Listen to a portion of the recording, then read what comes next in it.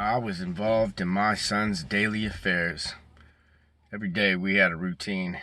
Come home, and I loved the evening times because to help him with his schoolwork and then get ready for bed.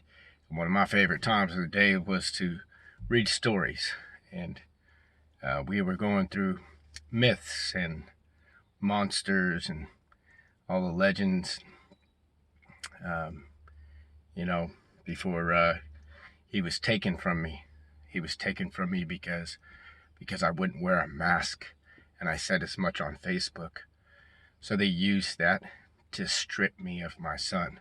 I haven't seen my son in over 2 years, and they ain't never filed a case.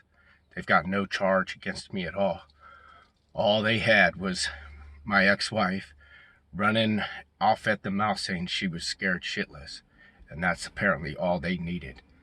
Um, they didn't have any proof of anything, no charges. She got a restraining order, and even though even though there was no domestic violence, I left her.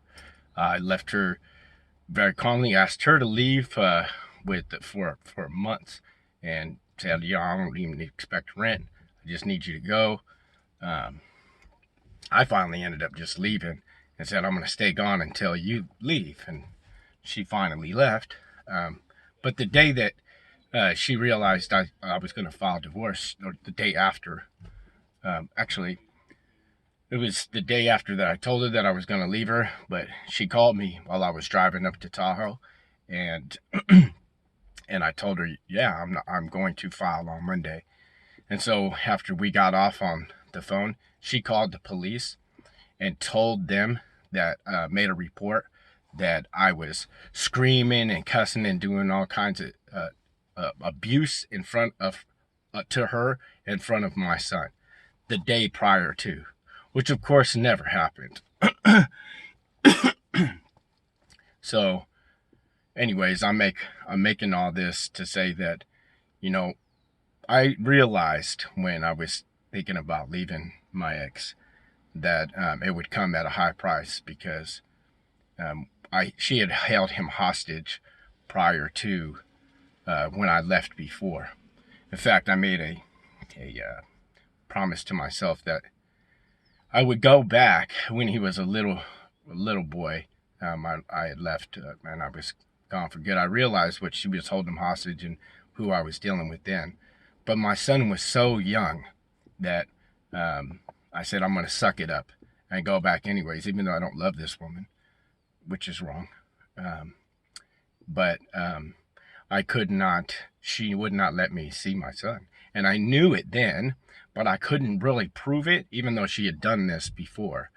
So, but I knew that it would go down this way. So I went down there anyways. Now it's 2 years later. She's done the same thing, and I literally have not seen him for a couple of years. So I know that I was correct in my first assessment, and I'm glad that I made that decision because I believe that when children are really young, those are very formative years, and they need both parents in their life. Um, I mean, unless it's an extreme case where these people are unhealthy, but that wasn't the situation at all. In fact, our relationship had become toxic this last time that I left, and I was trying to get sober. I'd actually had a few months sober, and I kept relapsing because, well, I had sold out on myself basically to be with this woman so that I could be with my son, and so I was willing to do the long haul with her. I'd been with her for 10 years at that point, and even though I didn't think that she was capable of really being honest and transparent with me, I created a situation and I asked her to get real about me with some stuff that happened in the very beginning of our relationship that really set the tone for the rest of our relationship. Basically, she had suckered me into getting her pregnant. Basically, not basically, she did, and because it was so extreme and obvious that I didn't want this and all that in the beginning that I knew it and she knows it. Whether anybody else knows it, I could give a shit, you know. So I just wanted her to get honest with me about that. And I was willing, if she could just own it, I was going to, stick with her and try to walk through that shit. But she wasn't. And where I was going, I had an awakening a couple years prior to, and that's why I was getting clean and sober because, I'd seen what this life is about, and then I was wasting time and energy and not listening to the spirit. And so I knew what Tacos and Roses had been in my heart and my mind for a long time, and I'd been inching my way towards that. But I knew going into these environments that, it wasn't the best setup for a child, Hunter's age, and I was not convinced at all that Sarah had the fortitude or a lot of other things to follow through with that kind of lifestyle. And, I didn't want to hold her up anymore. One of the reasons that I got caught up with her is because she's an attractive woman, and I had set a lot of that to the side just to be intimate with her. And, this was stuff that I'm growing up and myself, I didn't realize that when I do that, like you ignore stuff, you're using people, and then that gives them, they can use you. And so that was basically our relationship, and was trying to shift that, but, she didn't want to get honest. So anyways, I decided to leave quietly, and I haven't seen my son. And the reason I'm making this video is because, there's an old Irish saying that says, evil happens when good men look the other way. And, there's a lot of things that could be addressed, and we all just put it off on the next person. And that's why I haven't seen my son.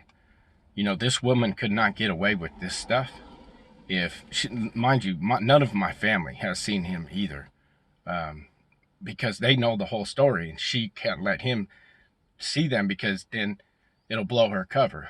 And so, but she couldn't get away with all that if it wasn't for the people around her that insulate her, and they do that because they're scared of her. Son, I love you. I'm always going to be fighting for you. I haven't gone anywhere despite what everybody may have told you, or anybody may have told you. I've never stopped fighting for you, and I will never stop fighting for you and the generations. It's not just about my kid, though. It's about all our children. We have to be able to exercise the courage in our life to stick to the script, even though it may come at a loss. Because otherwise, we don't have anything to pass down to our generations as to how to operate out of principle. You can't just say, you got to do these things unless it's you and you get put in the cross. Then you can make justifications and excuses and get on down the way and get out of that. That's the society that we have built, and it's crap. It's fucking crap. But just because you put icing on shit don't make it cake, and I'm tired of eating this shit.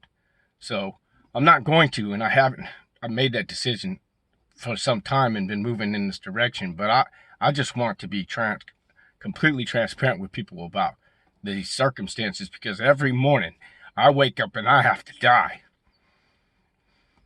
Because if it was about me and about pride and about all the other things, I'd go teach some lessons, right? You can't fuck with me like that.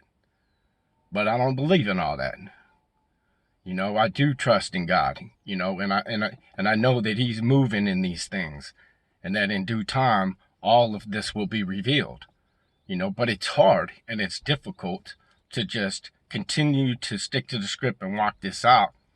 And people around and in this situation, I'm literally down the street from my son. My family lives down the street from him, but none of us have been able to see him. And so these circumstances are like right in our face, and There's not much I can do. Everything that I can do, I've been doing. But there are things that other people could do, you know?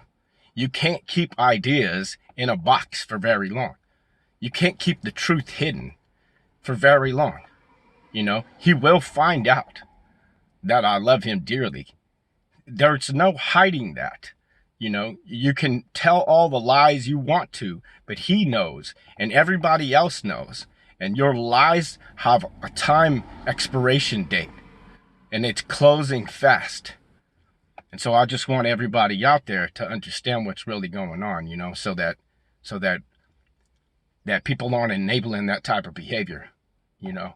And maybe they could just pass along a little message, tell my son that I miss him dearly, and I'm out here fighting with everything I got for him and all our kids.